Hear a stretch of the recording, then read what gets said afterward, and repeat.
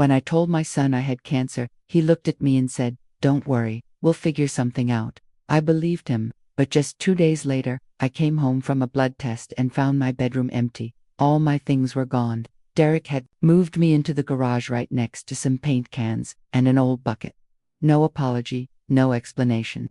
Just the little space heater sitting in the corner like that made it okay.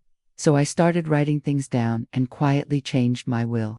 When the doctor first told me I had cancer, I didn't cry. I just folded the paper, nodded, and said thank you like I was paying a bill. I didn't let myself feel anything until I got to the car. And even then, it wasn't fear. It was shame. I didn't want to be a burden. I've always taken care of myself. But this time, I needed help. I sat Derek down, showed him the diagnosis stage 3 colon cancer. He blinked, rubbed the back of his neck, and said, "That's a lot, Mom." Then he grabbed a soda from the fridge and asked if I wanted one. That was it. I told him I needed to stay close to the hospital for treatments, and he said, "Of course, you can stay. It's your house too." Except it wasn't. I'd signed it over to him 2 years ago to help him get a loan. I didn't realize what that would mean. When I got home that day and saw my bed gone, Derek said, "We're making space for Hannah to work. Her job's remote now and she's been getting migraines. She needs somewhere calm." Then he added, "I set you up in the garage just for now," like he was doing me a favor. I nodded, pretending to understand, trying not to make things hard between him and his fiancée. They were planning a wedding, and I didn't want to be the reason anything went wrong. So I followed him to the garage. There was a thin cot between the water heater and some shelves, a little heater, and in the corner, a 5-gallon bucket with a liner and some toilet paper. He pointed at it and said, "I'll try to get something better soon." I nodded again. That night, I lay there in my coat and shoes, staring at the ceiling. I didn't sleep. The light flickered, and wind crept in under the garage door. Around 3 a.m., I pulled the blanket over my head as I listened to Derek and Hannah laughing in the kitchen something about cupcakes. The next day, Lucia, our housekeeper, saw me and froze in the doorway. "Signora Evelyn," she asked softly. I told her it was just for a little while. Hannah needed the room. She didn't say anything, but that night, she left a blanket on the cot. I pretended not to notice. The next morning, a thermos of warm oatmeal with cinnamon showed up on the workbench, no note, but I knew it was from her. Derek never once asked if I was okay, and when I missed my first chemo appointment because he forgot to drive me, he just sighed and said, "You could have taken an Uber, Mom." I didn't argue. I didn't bring it up again. I just started hiding my pills and tissues in the insulation in case I needed them later. Not because I had a plan, just because I didn't want much, just not to be left with no choices. But it's hard to explain what it feels like when your own child starts treating you like an old chair in the corner, something in the way. You stop asking for things. You stop hoping. You fold towels quietly and eat whatever's around without making a sound, just trying not to bother anyone. And you think back to all the bedtime stories, the drives to school, the nights you cried outside the principal's office when they got in trouble. You wonder what any of it meant. But mostly, you just shrink. You try to take up less space. Every day I told myself it was temporary, that Derek and Hannah just needed time to adjust. But deep down, I knew. They weren't waiting for me to get better, they were waiting for me to go away. The first time I had to use that bucket in the garage, I cried. Not because of the bucket, but because I accepted it so quickly, like it was normal. The setup was supposed to be temporary, but no one ever checked on me. Not once. That buzzing light above my cot never stopped. The space heater only worked alone, and the cot creaked if I moved at all. One night, I tried to boil water for tea on a small burner Lucia had given me, and the power went out. I sat there in the dark, listening to Derek cursing from inside the house as he flipped the fuse. He didn't even open the door to see if I was okay, didn't even knock.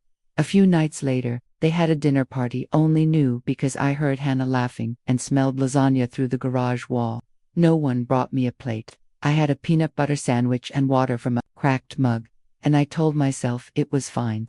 The next morning, when I went to shower, the hallway bathroom was locked. Derek, without even turning around, told me it'd be better if I used the hose in the backyard from now on, less disruptive. I stood there for 10 seconds, waiting for him to say he was joking. He never did. That night I hosed off behind the garage in an old nightgown, shivering, praying no neighbors saw. I cried, shoulders shaking, face in the towel Lucia had folded for me days before. I never told anyone, not even Lucia, but I think she knew. She started staying longer when she came by. She'd wipe down clean counters, mop the floor twice, glanced toward the garage like she was waiting for me to speak. I didn't. Not yet. When she asked if I'd made my second chemo appointment, I lied and said yes. Derek forgot about it, and I couldn't bring myself to remind him. I told the clinic I was too sick. The truth is, I couldn't stand another quiet car ride, pretending things were okay. Shame was settling in my bones, just like the cold from the concrete floor. My skin broke out in rashes. My fingers ached from curling up at night trying to stay warm. I started writing everything down, missed appointments, cold meals, the hose, even the time Derek told Hannah I was adjusting well, like I was a pet. I didn't know what I'd do with the notebook. I just needed proof for myself that this was real, that I wasn't imagining it or somehow deserving it. Lucia kept showing up with little kindnesses. Warm socks, homemade broth, real soap that smelled like flowers. She treated me more like family than my own son did. I kept wondering when Derek decided I was a burden. Was it after his dad died? After I co-signed the house? Or was it always there, hiding behind thanks and birthday cards? I replayed everything, every school play, every late-night fever, every time I fought for him, and now, I was the one being hidden. Not in a nursing home, not in a care center, just in the garage, like a box of Christmas lights they couldn't throw away but didn't want to look at. I kept thinking, maybe if I can just make it through the winter, things will change. Maybe Hannah will see the truth. But hope gets smaller every day, and still, I said nothing, because I love my son, and because part of me still hoped he'd love me back. But I wasn't just staying in the garage for a little while. I live there now, and though I don't know exactly when Lucia figured it out, I think it wasn't one moment, it was everything. The way she paused at the door, the way she lingered near the shelves. She never asked directly, but her eyes always asked the question I wasn't ready to answer. I kept telling myself Derek would come around, that this was just stress. But even I stopped believing that. Not after he locked the thermostat and told me not to touch the temperature anymore, said utilities were too expensive. He didn't mention the new espresso machine on the counter, or their upcoming trip to Portland for Hannah's friend's engagement party. One morning, I just sat there, staring at the cot, the heater, the cracked magand, realized I hadn't been staying in the garage. I'd been forgotten in it. I woke up with a nosebleed because the garage had gotten so cold during the night. The space heater had shut off again, and my fingers were too stiff to plug it back in. So I just sat there on the cot, holding a tissue to my nose, trying not to let the blood drip onto the blanket Lucia had given me. When she came by later that day, she brought groceries, not part of her job, just something she did. I said thank you, and she smiled gently, saying they were just a few extras from her family's pantry. Then she looked at me and quietly added, "You don't look warm enough." I told her I was fine. She didn't believe me. I could see it in her eyes, but she didn't push. That night, she left a small portable heater on the edge of the workbench. No note, no explanation. Just there, plugged in and ready, like she wanted to help without making me feel ashamed. And that's what I kept thinking about, how this woman, who had her own kids, her own bills, her own life, was taking better care of me than my own son. And that realization filled me with shame, not about myself, but about what I had allowed to happen. Still, I couldn't bring myself to say anything, not to her, not to anyone, so I kept telling the same soft lies whenever she asked. Oh, it's just while they rearrange things. Or, I'm only out here until Hannah's office is finished. Lucia would nod slowly every time, but I think she knew I wasn't telling the truth. And maybe she understood I needed her to pretend I was. One morning, while folding towels, she asked gently if I'd made it to my last chemo appointment. I told her yes, but I hadn't. Derek had forgotten again. I'd waited in my coat, purse on my lap, until it was too late to reschedule.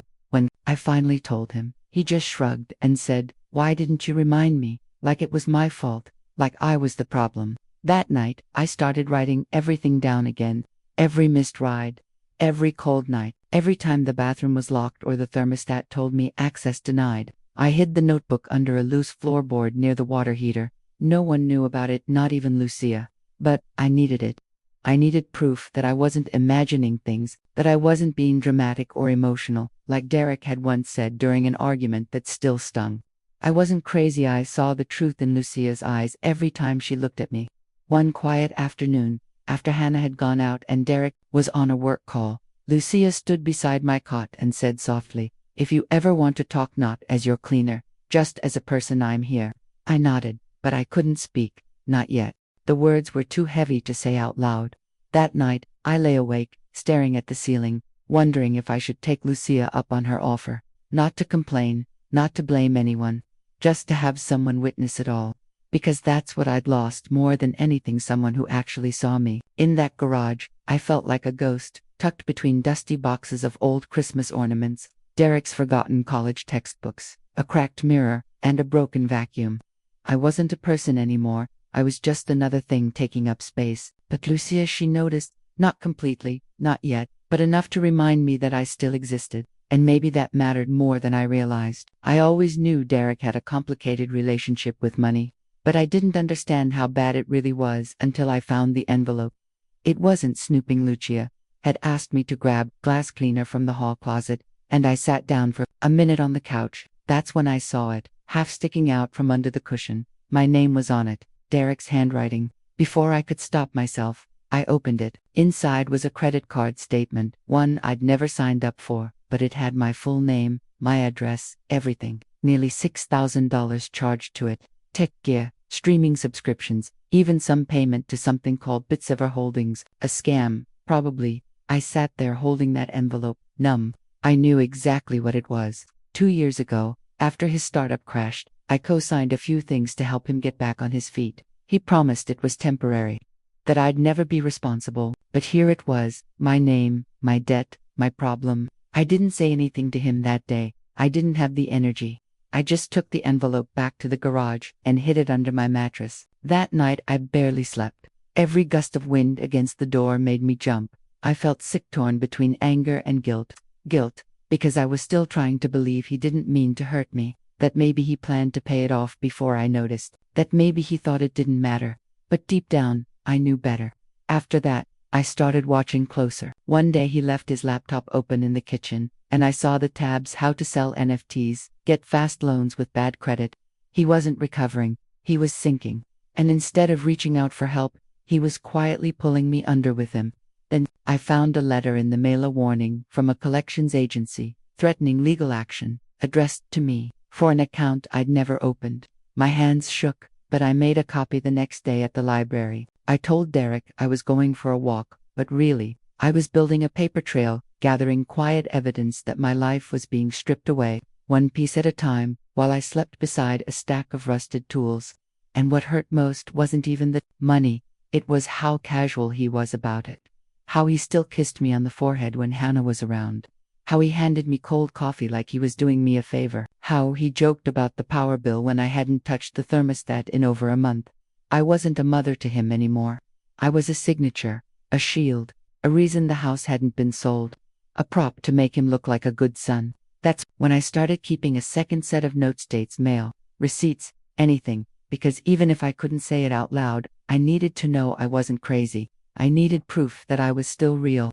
I started keeping everything, every paper, every note, every piece of proof tucked inside a folder hidden in an old photo album out in the garage. I didn't know what I'd do with it yet, but it made me feel like I had something again, like I wasn't completely powerless. Lucia noticed I was quieter than usual. She asked if I was feeling worse from treatment. I told her I had to delay another round, but I didn't say why. I didn't tell her it was because Derek said he had a meeting he couldn't move, and that missing one session wasn't a big deal.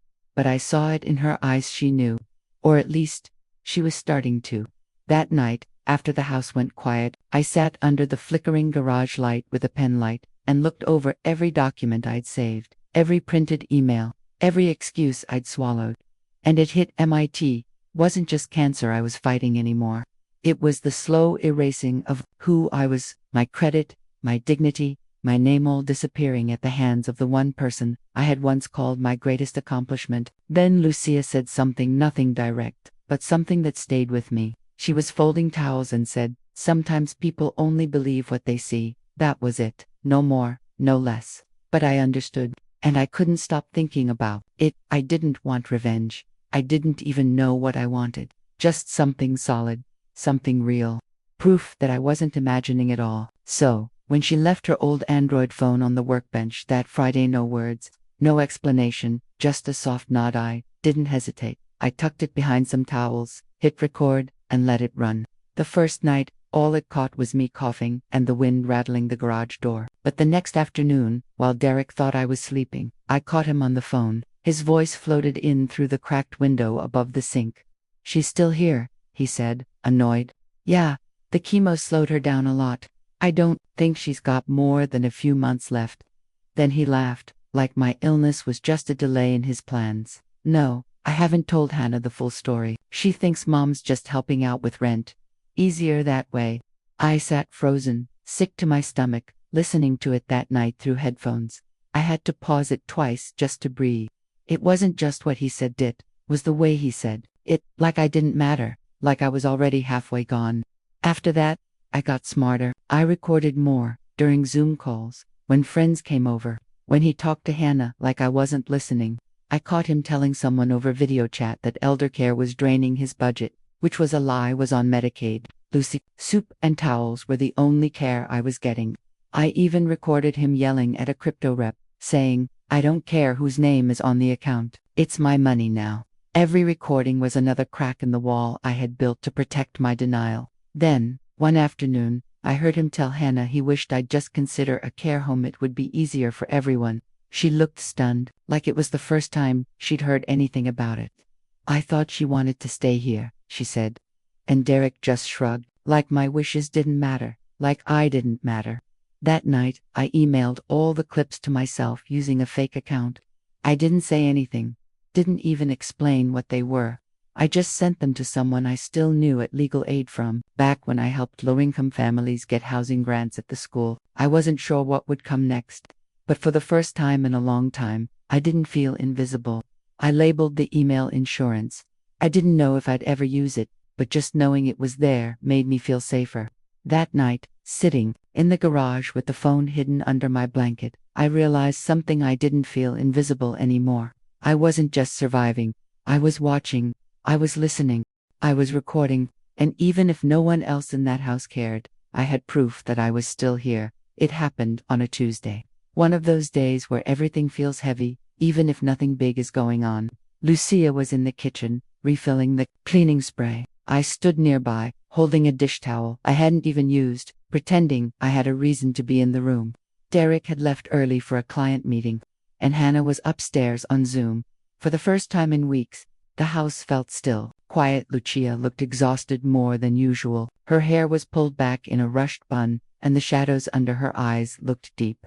She didn't say anything for a long time, just kept wiping the same counter over and over. Finally, I asked, "You okay?" Her hands stopped mid-wipe. She let out a slow breath, like she'd been holding it in for years. "Still not looking at me," she said. "I used to live 3 streets down from here, before the crash." I didn't know what she meant, so I stayed quiet. My parents moved here from Santa Fe. My dad did drywall. My mom cleaned houses, like I do now. We weren't rich, but it was home. Then 2008 hit. The bank took the house. My dad lost his job. We ended up in a motel. Derek's dad worked at the mortgage office that signed the loan. I remember his name. She finally turned to look at me. Her voice was calm, but steady. "When your husband passed, I recognized it. I didn't say anything at the time. It felt weird. But now, seeing how your son treats you, it doesn't sit right." I didn't know what to say. I never thought much about Derek's father outside of family dinners, school events, or fixing the sprinklers. I didn't really know what he did for work. And even if I had, what could I have done? I opened my mouth to speak, but nothing came out. Lucia kept going. "I don't blame you, but I watched my mom cry when we lost that house. I watched her scrub strangers' kitchens until her hands hurt, while those same people threw out more food than we could ever afford. I promised myself back then I wouldn't let someone I cared about get pushed aside like that, not if I could help it." She sat down at the dining table, like the weight of it finally caught up to her. "That's why I've been helping you, not because you pay me. Because I see it. The way he talks to you, the way you've stopped correcting him, that's how they do it. They weigh you down until you stop pushing back." I sat across from her, hands folded in my lap, trying not to cry. Because everything she said was true. and hearing it out loud made it feel more real than I was ready for. I told her about the recordings, not every detail, just enough to let her know I'd been saving what I could, just in case. She didn't look surprised, she just nodded and said, "Good." Then she reached into her bag and pulled out an envelope. Inside was $300 in cash. "For your next appointment," she said. I shook my head, tried to give it back. "I can't. Take this." But she pushed it across the table again. "It's not charity. It's a receipt for everything you did for him that he's forgotten." I took it. I didn't want to, but I did. Then I wrapped it in the same towel I'd cried into on those cold nights and hid it under the cot. That evening, sitting in the garage watching the light shift on the walls, I felt something new. Not hope exactly, but maybe the start of a plan. I wasn't just waiting anymore. I had someone who saw what I saw, someone who wouldn't let me disappear, and I didn't plan for what came next. I didn't set out to confront Derek or cause a scene. But some things happen on their own. It was a Saturday morning, warm enough that I cracked the garage door for some air. I had the space heater off and was finishing my morning routine warming broth on the little burner Lucia gave me, tucking my notes and papers under the cot like always. I didn't hear her footsteps. Then I looked up and there she was, Hannah, standing just outside the garage door, holding a grocery bag, keys in hand, frozen. I turned and looked at her. Hannah just stood there, frozen, like time had stopped. Her eyes moved slowly around the garage from the cot to the bucket, then to the old cracked mug on the workbench. Finally, she looked at me, at my oversized coat, the scarf Lucia gave me, and my swollen fingers gripping the edge of the cot so I wouldn't fall. What is this?" she asked, her voice shaky. I didn't answer right away. I didn't know what part of the truth she could handle. "This is where I sleep," I finally said, quietly. She looked stunned. "I thought you were just helping out while we got the office set up. Derek said you wanted space." I let out a little laugh. Not because it was funny, just because it was the only thing keeping me from crying. "He said that?" I asked. She nodded, stepping inside, looking around with wide, disbelieving eyes. "He said you like it out here, that you're used to being independent." Then I saw the change in her face. That moment where things click. When she really saw it, the stack of towels, the bucket in the corner, the reused food containers, her eyes filled with something between horror and guilt. "You've been living out here this whole time," she whispered. "Since February," I said. "Since I started treatment." She didn't say anything for a long time. She just stood there holding the grocery bag like she forgot what she was doing. Then, quietly, she said, "He told me you didn't want visitors at the hospital, that you were handling it on your own." I felt my chest tightened, not from anger, but from sadness. From how easily I'd been written out of my own story. "I never asked him to say that," I told her. "I've missed 3 appointments because he was too busy. I wash with a hose behind the garage. I eat crackers for dinner, unless Lucia brings me something warm." Her face crumpled, like she might cry but didn't know how. "I didn't know," she whispered. "I swear, I didn't know." And I believed her. She wasn't cruel, just unaware. Caught up in the version of Derek she wanted to believe. "Why wouldn't he tell me?" she asked, more to herself than to me. "Because the truth ruins the story," I said. "And Derek's always been good at telling stories." She didn't respond. She just turned slowly and walked back to the house, grocery bag still in her hand. I stayed in the garage the rest of the day, waiting to hear shouting, or maybe to be told to leave. But as the sun went down, I heard the front door open, close quickly, and then a car start. I looked out the window and saw Hannah's car pulling away. No goodbyes, no scene, just gone. Derek didn't say a word that night, but the next morning, I saw 2 missed calls from Hannah on his phone. He'd left it on the kitchen counter, screen facing up, his shoulders stiff as he scrubbed the sink like he was trying to erase something he knew. And now I knew something else, too. I wasn't the only one who saw him for who he really was. That Monday, I walked to the library to print a copy of my old will. I didn't tell Derek where I was going. Just said I had an early appointment downtown. He barely looked up from his laptop, just muttered something about the parking being awful by the courthouse, and went back to whatever spreadsheet he was pretending to work on. I had made the original will right after my husband died. Everything went to Derek. Back then, I still believed he'd grow into a man I could trust. But that man never showed up, and I wasn't about to make the same mistake twice. At the library, my hands shook a little as I filled out a new form I found through the legal aid website. Lucia had helped me scan and organize everything: recordings, missed appointment logs, financial notices, even photos of the bucket because I'd been too tired to defend myself anymore. I saved them all in a folder I labeled for court, if needed, and backed them up on a flash drive, hidden inside an old vitamin bottle in the garage. At the legal aid office, a woman named Cheryl helped me finish the paperwork. She was kind and calm. She asked only what was necessary and made sure every word reflected exactly what I wanted. I named Lucia as the executor not because I wanted to burden her, but because I knew she would do the right thing, not just legally, but as a human being. I added a clause: Derek couldn't contest the will unless he could prove 6 months of full-time caregiving and support. We both knew he couldn't. Cheryl looked over everything twice.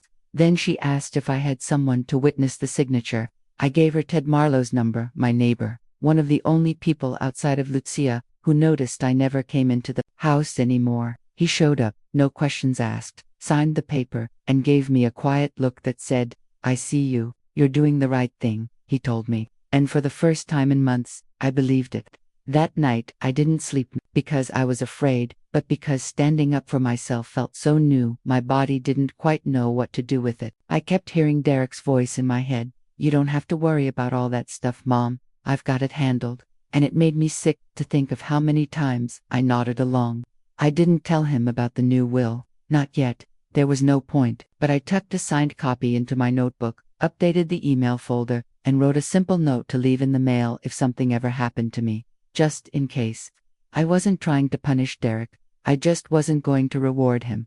I wasn't scared of dying anymore. I was scared of being remembered the way he wanted me to be: helpless, dependent, invisible. I wanted to leave behind something that said, "I saw what happened, and I didn't let it end that way." Even if no one else ever read the will I had, that was enough.